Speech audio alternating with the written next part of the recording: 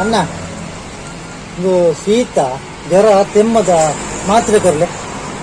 ಕೆಮ್ಮ ಶೀತ ಜ್ವರ ತಾನೆ. ಹಾ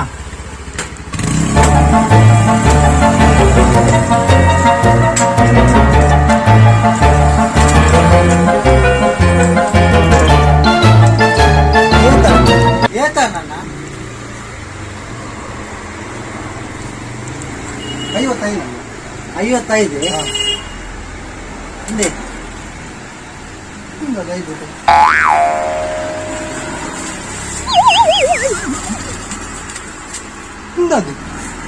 ಅವು ದಿನೋಳ ಚಿಲ್ಲರೆ ಜನಕ್ಕೆ ₹1 ₹2 ಚಾಕ್ಲೇಟ್ ತೊಗೊಂಡಿತ್ತಾನಂತೆ.